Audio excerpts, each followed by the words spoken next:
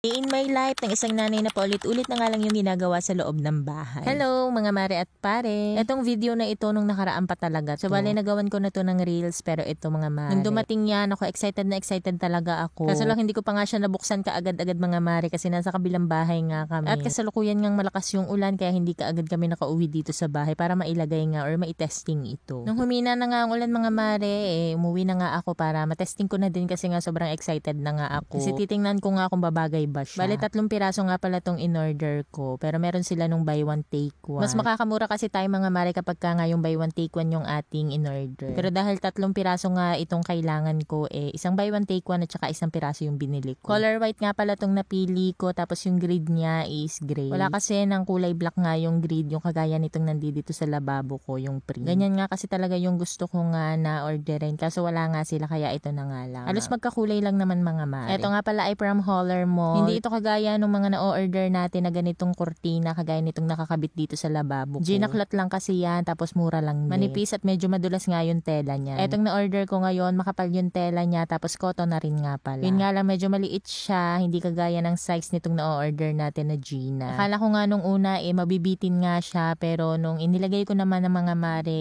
tama lang pala yung sukat. Pero kung hindi curtain rod yung gamit ko dito at kagaya pa nga lamang nung dati na tali kakapusin talaga siya. Pero may dalawang pagpipilian naman, isang ganito ka-iksi tapos may mas mahaba dyan. So bali dalawa nga pala yung ilalagay ko dito sa may lababo at hayaan nyo na nga pala na medyo makalat nga yung ilalim ng lababo ko kasi hindi na talaga yan na ayos-ayos. Kasi pagkakaayos ko nyan mga mare magugulo din lang naman gawa nga ni Mister. Yung mga gamit niya kasi nandyan talaga sa may ilalim. At kapag ka nga kumukuha yun ako, hahalwatin niya nga yan lahat. Tapos di naman ibabalik ng maayos. Anyway mga mare, ayan, sakto nga lamang yung 2 piraso dito sa lababo ko. Mas maiksi talaga siya dun sa kurtina na inalis ko dito pero mas okay naman yan sa akin dahil light color nga yan. Mas okay sa akin na medyo mataas siya o hindi nga lapat sa sahig para hindi nga siya madudumihan kapag ka nga magmamap ako or magwawalis. Dito naman sa aking lutuan mga mare no kumunti ka na nga magkapustong 1 piraso. Kasi saktong-sakto lang talaga siya. Kahit nga yung haba mga mare nako parang sinukat talaga. Nako at magulo din nga pala yung lagayan ko dyan ng mga baunan. Hindi pa naman nagre-reklamo kaya hindi ko pa inaayos.